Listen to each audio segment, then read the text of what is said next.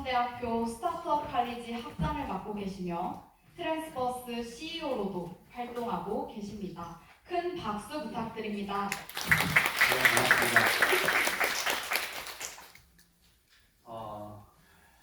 오늘의 주제가 소통과 불통이라고 하는 그 사이에서 교육이라는 주제이기 때문에 저는 불통에 대해서 좀 생각을 해봤고요. 이걸 어떻게 이겨나갈 수 있을까, 소통할 수 있을까 이런 문제에 좀 생각을 해봤습니다. 제가 그 그래프를 많이 보여드릴 텐데 여러분 주눅 들지 마시고 그 한마디로 말해서 지금 스마트폰이 상용화된 그 시점부터 지금까지 굉장히 유의미하게 불안과 우울과 이런 내적인 고통들이 늘어났다 청소년들에게 라고 하는 그런 통계들입니다. 거의 모든 지표가 그걸 향해 가고 있어요. 그래서 그걸 좀 자세하게 보여드리면 일단 2010년도면은 여러분들이 2007년에 우리 아이폰이 나왔으니까 스마트폰이 본격적으로 이제 시작된 시점이라고 할 수 있겠고요. 2010년 이후에 청소년기를 보낸 세대, 이런 그 세대가 우울증과 불안장애, 여기 보시면 지금 소년 이 우울증에 굉장히 지금 점점 늘어나가고 있는 것을 보실 수 있겠어요. 2010년도부터 쭉 올라갑니다. 여기도 보면 2010년도부터 쭉 올라가는데 다 이런 내적 장애들입니다. 그리고 외적 장애에 비해서 보면 내적 장애가 훨씬 더 심각하게 올라갑니다. 그리고 우리가 Z 세대라고 하죠. 그 MZ 세대, Z세대라고 합치면 Z세대가 96년 이후생을 얘기하는 건데요. 그 친구들이 지금 굉장히 전형적으로 이런 문제를 겪는다는 걸 알 수 있습니다. 그리고 재밌는 거는 또 흥미로운 거는 소녀들이, 그러니까 걸들이 보이들보다 훨씬 더 많은 그런 심리적 장애들을 겪고 있습니다. 그리고 정신건강 위기를 보면 이제 행동 데이터를 보면, 설문 말고요, 행동 데이터를 보면 실제로 그 이제 자해 건수나 이제 실제 사건이 일어나는 경우를 세보면 되기 때문에 자해 건수를 봐도 이렇게 쫙 올라가고요. 그 다음에 자해 입원이 이렇게 증가하고, 그리고 자살률이 이렇게 여기 보시면 증가합니다. 여기 뭐 증가했다 떨어지고 뭐 이런 것들은 조금 설명이 필요한 부분인데 여기 2010년부터 이렇게 쭉 올라가는 것을 보실 수 있습니다. 이것만의 문제가 아니라 전 세계 청소년들의 문제입니다.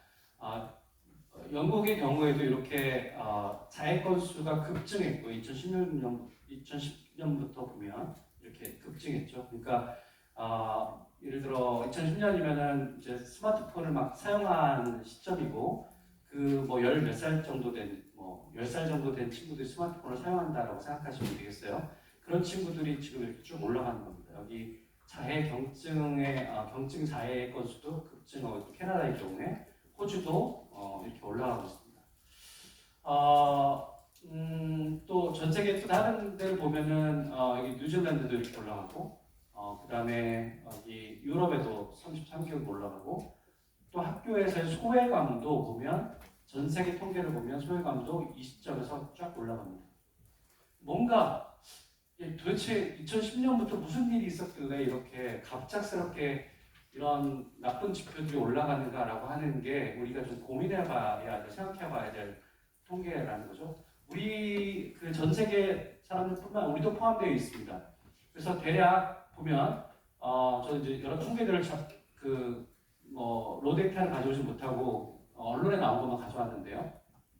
보면은 대략 5명 중에 1명이 정신장애를 겪고 있고요. 여기도 보시면 자살률이 쭉 이렇게 올라가는 걸 보실 수 있겠고, 그 다음에 더욱 심각해지고 있고, 그 다음에 우울증, 불안장애가 이렇게 지금 급증하고 있다고 보여집니다. 자살률도 올라가는데 여기 보시면 청소년들 10세, 20세의 자살률 증가율이 굉장히 높습니다. 그래서 이게 뭔가 우리 한국도 비슷한 상황이겠다라는 생각이 들고, 그래서 이제 이런 연구, 이런 통계, 이런 설문조사, 그 다음에 행동 자료들을 가지고 많은 분들이 야, 이거 뭔가 일어났다라고 얘기를 하기 시작했고요. 그 얘기를 이제 그런 그 자료를 가지고 어떤 얘기를 하기 시작했냐면 놀이 기반의 아동기가 쇠퇴하게 됐다라는 표현을 씁니다. 놀이 기반이라고 하는 것은 예를 들어 밖에 나가 노는 걸 얘기하는 겁니다. 진짜로 밖에 나가서 친구들하고 노는 것, 뭐 스포츠를 하는 경우도 있을 수 있겠고요. 하여간 자기들끼리 노는 것도 있겠죠. 근데 그런 것들은 이렇게 감소했고, 그죠? 여기 보시면 이 집 밖에서 노는 것 그런 것도 감소했고, 스크린 베이스드 액티비티라고 하는 거죠. 그 화면 보고 노는 거 이런 것들은 굉장히 증가하는 놀이 기반에서 이제 스마트폰 기반으로 아동기 청소년기가 바뀌었다는 말씀을 드리고 싶은 건데 그렇게 이제 이야기를 하기 시작했고요. 그 다음에 또 흥미로운 변화는 과잉 보호가 시작됩니다. 여기 보시면 90년대부터 특히 부모님 중에서 더 많은 교육을 받은 부모님들이 자녀들을 위해서 쓴 시간이 엄청 늘어나요. 그러니까 약간 과잉 보호라고 하는 말로 표현할 수 있겠죠. 그리고 뭐 시간이 더 갑자기 남았을 것 같지는 않고요. 그죠? 더 많이 쓰게 됐다는 거죠. 그 다음에 여기 보시면 친구들하고 노는 횟수도 굉장히 줄어듭니다. 뭔가 이 통계가 일관성 있게 움직이는 것 같아요. 그래서 이걸 이제 그 조나단 하이트 같은 사람이 이렇게 표현하는데요. 아동 청소년기가 놀이 기반에서 스마트폰 기반으로 바뀐 게 굉장히 컸다라고 얘기를 합니다. 그래서 지금 여기 보면 좀 위험한 행동들을 가끔 해야 되잖아요. 그게 너무 지나치면은 사고를 일으키기도 하지만 사실은 청소년기를 거치면서 좀 몸싸움도 해보고 그리고 뭔가 좀 모험적인 일도 해보고 이런 일들을 옛날에는 많이 했는데 지금은 쭉 떨어졌다는 거예요. 안 한다는 겁니다. 위험 감소 행동이 감소됐고 오히려 또 가상세계가 엄청 도래했죠. 지금 이 스마트폰이 지금 요 시기에 엄청 지금 많은 시간을 차지하고 있고 그리고 대부분의 학생들이 그 스마트폰을 쓰고 있다. 그래서 놀이 기반에서 스마트폰 기반으로 바뀌었고 그를 이제 최근에 올해 나온 책입니다만 불안 세대라고 하는 책에서 Anxious Generation이라는 책에서 이걸 아주 잘 요약하고 있어요. 이 책 굉장히 문제작입니다. 많은 심리학적인 연구들, 통계 자료들이 있는데 이걸 정말 여기 보시면 디지털 세계는 우리 아이들을 어떻게 병들게 하는가요? 디지털 세계는 우리 아이들에게 어떤 영향을 주는가가 아니에요. 병들게 하는가를 얘기하고 있어요. 굉장히 부정적인 부재를 담고 있습니다. 그만큼 모든 통계들이 이분이 보기에 또 이분만이 아니지만 여러 분들이 보기에 연구자들이 보기에 이 스마트폰 기반의 어떤 변화가 생겼기 때문에 우리 Z세대가 뭔가 다른 불안 세대를 라고 얘기할 만한 그런 일을 겪고 있다라고 얘기를 합니다. 그래서 한마디로 말해서 현실 세계에 대한 과잉보호, 아까 부모들이 더 많은 마이크로 매니지하는 시간이 많다고 말씀드렸잖아요. 또 가상 세계에 대한 오히려 과소보호가 됐고 그래서 불안 세대가 탄생하게 됐다. 그리고 더 사실은 굉장히 논란이 되는 주장은 스마트폰 과용은 불안과 우울의 원인이다라고 얘기합니다. 어떤 이런 통계가 나와도 이게 원인인지를 밝히는 일은 되게 어려운 일이에요. 근데 이 책에서 보면 수많은 연구들을 통해서 실제로 스마트폰 사용 불용이라고 하는 것이 실제로 불안과 그런 어떤 내적 장애들을 더 일으키는지 아닌지에 대한 하나의 원인이라고 얘기할 만하다라고 주장을 합니다. 이런 것들이 이제 발생하는 얘기인데요. 제가 이 책을 소개하려고 여러분들 말씀드린 건 아니고 저도 비슷한 생각을 해왔습니다. 우리 청소년들이 지금 스마트폰 보유율이 100%고 사용률이 100%예요. 우리도 사실은 전 세계에서 우리나라만큼 이렇게 스마트폰 기반의 활동들을 하는 그런 세대는 없다고 보여집니다. 자, 그리고 실제로 또 통계를 보면 하루에 평균 4시간 정도를 쓰고요. 여기 보시면 5살 이후에 스마트폰을 쓰기 시작하고 주로 그 다음에 4시간 이상과 이하 쓰는 사람들을 한번 청소년들을 비교해봤더니 이하를 쓰는 친구들은 그래도 괜찮은데 이상을 쓰면 이런 대부분 부정적인 문제들이 발생합니다. 자, 그래서 이게 스마트폰 사용과 사용 시간과 과도하게 사용하면 뭔가 문제가 있구나라는 사실을 알게 되는데 그것이 정말 원인인지는 또 다른 문제이긴 합니다. 자, 그래서 저는 이제 만약에 그 조나단 하이트의 주장을 받아들이고 그리고 우리나라가 그것보다 더 심각한 상황이라는 걸 인정한다면 이렇게 얘기해 볼 수 있지 않을까 생각이 들어요. 하루에 불통의 이유, 왜 우리 청소년들하고 왜 젊은 친구들하고 Z세대랑 참 소통이 어려우냐? 우리 지금 이 교육의 되게 큰 문제 중에 하나가 이제 불통인데 가만히 보면 하루에 4시간 이상 스마트폰을 하느라 부모와 또 교사와 갈등이 되게 심합니다. 예전에는 공부를 안 하는 게 문제였죠, 아이들한테. 요즘은 어떤 게 가장 큰 문제입니까? 좀 그만 좀 해라. 스마트폰 그만 좀 해라. 맨날 들어와서 그것만 보고 있냐. 이게 이제 우리들 부모님들이나 교사들이 가장 큰 아이들에 대한 불만 아닙니까? 그 얘기를 하고 있어요. 그러니까 아이들은 수면 시간이 줄고요. 실제로 수면 시간과 거의 스마트폰에서 하는 시간이 심각한 경우에는 비슷합니다. 놀이 시간도 당연히 감소하겠죠. 우리는 모두가 다 24시간을 쓰고 있기 때문입니다. 아이들도 마찬가지죠. 게다가 우리는 더 심각한 문제가 있다고 생각합니다. 이걸 미국이 혹은 유럽이 겪고 있는 문제하고도 또 다르다고 생각해요. 우리는 치열한 입시 경쟁 때문에 평소 잠이 부족하고요. 그 다음 스트레스 엄청 받고 있고 심지어 때려 부수고 싶다 그래서 라고 하는 친구들도 30%나 됩니다. 자, 그러다 보니까 우리 젊은 친구들은 뭔가 미래에 대해서 내가 나중에 결혼해서 애를 낳고 이렇게 알콩달콩 살아야지라고 하는 그런 어떤 생각 이전에 이미 야, 우리 삶이 너무 빡빡하다라는 생각을 하게 되죠. 그런 어떤 결과가 사실 이런 초저출산 문제하고도 깊은 관련이 있다고 생각합니다. 자, 저는 이제 진화학자인데요. 진화의 관점에서 보면 우리 인간에는 라이프 히스토리가 있습니다. 생애사라고 하죠. 우리가 아주 어렸을 때는 성적인 욕구가 없어요. 그죠? 근데 어느 순간 사춘기가 지나야 성적인 욕구가 생기죠. 그리고 그 이후에 양육의 욕구 이런 것들이 생기는 겁니다. 그 밑에 보면은 다 자기 보호의 욕구들이 있지만 이 어느 정도 아이가 자라면서 소속감 그리고 내가 어떤 지위에 있는가 왜냐면 다른 친구들과 비교하기 시작하니까 어떤 유능감 그 다음에 짝짓기 이런 동기들이 그렇게 나이가 들면서 작동하게 되는 그러한 존재예요. 자, 이 부분을 이해하는 게 되게 중요합니다. 왜 청소년기에 이렇게 불안이 엄청나게 우리 아이를 짓누르고 있는가? 그 인사이드 아웃 보시면 불안이가 이번에 주인공이잖아요.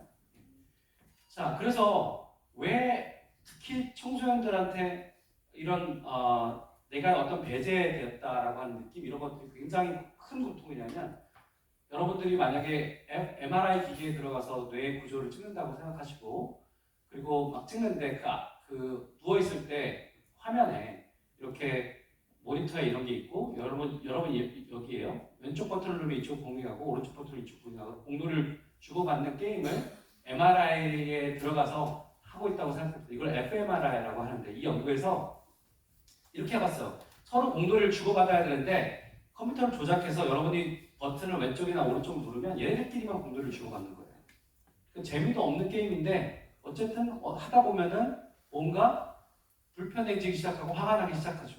그때 여러분의 뇌를 찍어봤더니 이쪽 부분들이 막 활성화됩니다. 이쪽 부분들은 뭐냐면 배측 전대상 피질이라고 하는 부분인데요. 보통 등에 칼에 찔려서 피가 철철 달리다가 넘어져서 무릎이 깨질 때 피가 날 때 아플 때 여러분의 뇌에서 벌어지는 활성화되는 부위하고 매우 비슷해요. 처음에 이상하게 생각했습니다. 이게 뭐 피를 흘린 것도 아닌데 이게 뭐지? 생각하다가 보니까 뇌는 고통을 그냥 고통으로 인식하는 거예요. 뇌는 심리적 고통이든 그러니까 사회적 고통 여기서 약간의 소외감 정도를 느꼈겠죠? 피를 흘린 건 아닙니다만 물리적 고통을 느낀 건 아닙니다만 뭔가 이거는 좀 아닌데 고통을 느낀 거죠. 자, 그래서 뇌는 사회적 고통이든 물리적 고통이든 그냥 고통으로 취급하는 것 같아요. 그렇기 때문에 남들에게 뭔가 남들로부터 소외감을 느꼈다, 나는 배제를 당했다라고 하는 그 느낌은 굉장히 고통스러운 거죠. 그래서 그 고통을 주는 행위는 범죄 행위이기 때문에 사실 우리가 누구한테 맞고 오면 당연히 뭐 고소할 수 있지만 누구한테 왕따 당하고 참 아리까리합니다. 근데 사실 뇌 관점에서 보면 그것도 엄청난 고통을 준 범죄 행위라고 할 수 있을 거예요. 이게 바로 어렸을 때 굉장히 중요한 사건들입니다. 왜냐하면 너무 어리면 그냥 부모와의 수직적인 관계에서 얘는 그냥 왕자 혹은 얘는 공주예요. 근데 유치원에 가고 학교에 가는 순간 다 그런 애들이 가득 차 있어요. 비교하기 시작해요. 그리고 또래 집단이 중요해지기 시작합니다. 거기서 내가 어디에 소속되지 못한다, 나 배제당한다라고 하는 느낌은 굉장히 큰 고통이죠. 이때부터 이런 소외감에 대한 고통이 쌓이기 시작합니다.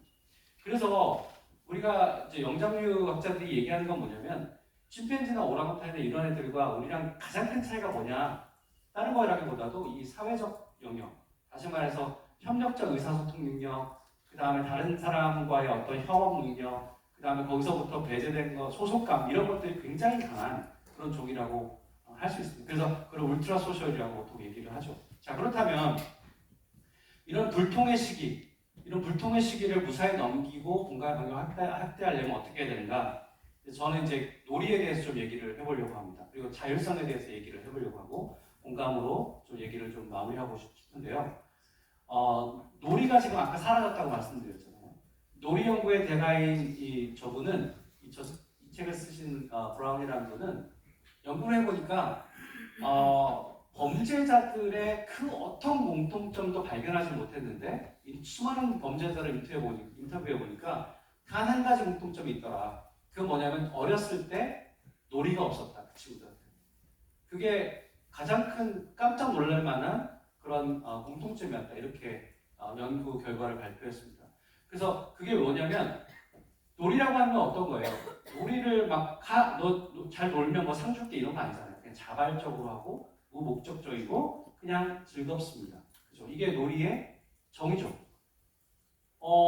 근데 놀이가 사실은 약간 신기해요. 왜냐하면 놀이를 하려면 에너지를 소모하고 쓸데없이 그 다음에 또 때로는 포식자에게 노출되기 쉽고 부상을 일으킬 수도 있기 때문에 놀이가 진화한 이유, 뭔가 이득이 있어야지만 진화했겠죠. 그걸 생각해보면 뭔가 좀 다른 얘기를 할 수 있어요. 생존과 번식의 필수적인 기술을 연습하고 육체적으로 감정적으로 어떤 그런 갈등 상황에서 대처할 수 있는 연습을 하는 거죠. 배우는 수단이고 또 창작물을 만들기도 하고, 왜냐하면 잘 놀려면 되게 창의적이어야 되잖아요. 그 다음 협력을 가능하게 수단이기 때문에 이런 걸 통해서 뭔가 진화에 이득이 있었을 것이다 라고 얘기를 합니다.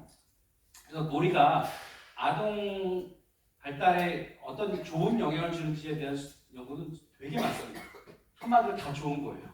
뇌의 균형 잡힌 발달, 가소성 촉진, 스트레스 관리, 그 다음에 학업 능력을 향상시키는 것, 그리고 사회적 기능에 특히 영향을 주죠. 왜냐하면 혼자 노는 게 아니라 같이 놀기 때문에, 그죠? 인지적인 유연성도 생기게 되고 실행 능력도 생기게 됩니다. 그리고 무엇보다도 감정 조절 능력이 생기게 되죠. 사실 놀다 보면은 내가 질 때도 있고 이길 때도 있어요. 이길 때는 진 친구를 보면서 뭔가 연민을 연습할 수 있는 거고요. 내가 졌을 때 분하지만 그거를 막 표출해서 화를 내면 그 집단이 깨진다는 걸 배우게 돼요. 그래서 이 감정 조절 능력을 연습하고 훈련하는 것이 바로 놀이입니다. 근데 그 놀이를 우리가 박탈했다고 하면 어렸을 때 그런 활동들을 우리가 못하게 했을 때 우리 아이들이 어떻게 될까 생각해 보면 끔찍한 거죠. 자, 이런 얘기를 우리가 해볼 수 있어요. 근데 왜 그러지 못하느냐? 90년대부터 미국 사회에서는 아동 유괴가 굉장히 활발하게 됩니다. 아까 활발하게 된다는 게 표현이 이상한데요. 그 유괴가 굉장히 많아졌습니다. 그게 또 미디어에 많이 등장했어요. 그래서 미국에서 아이를 키워보신 분들 아시겠지만 사춘기까지만 해도 아이들을 지켜봐야 돼요. 그냥 두고 나갈 수는 없습니다. 그러면 경찰이 와요. 그런 일들이 이제 벌어지게 됐고, 그다음에 학살적인 학습량이 늘어나게 됐고, 부모의 불안감이 증가하게 됐고, 아까 얘기한 이 소셜 스마트폰 중심의 그런 시대가 됐고, 그래서 놀이가 좀 사라지게 됐다. 이렇게 얘기해볼 수 있겠습니다. 그래서 저는 제가 잘 쓰는 명제 중에 하나가 잘 노는 아이가 인류의 미래다. 국가의 미래다 이렇게 생각을 하는데요. 왜냐하면 그 놀이를 잘 하지 못했을 때 겪을 우리의 어떤 문제들을 생각해 보면 이 명제는 되게 저는 맞다고 생각합니다. 고시에 여러분들 그때 우리 교토에 있는 고등학교가 국제고등학교에 우승해서 되게 우리가 화제가 됐지만 사실 그 기사에서 우리가 놓친 것 중에 하나는 일본은 우리보다 축구팀, 야구팀이 10배가 많습니다. 근데 우리는 그렇지 않아요. 우리는 여러분 다 키워보셔서 아시잖아요. 초등학교 때는 좀 있어요. 그러다가 어느 순간 중학교, 고등학교 되는 순간 입시 때문에 모든 팀 스포츠 활동은 스탑입니다. 그때 우리가 겪게 될 아까 얘기한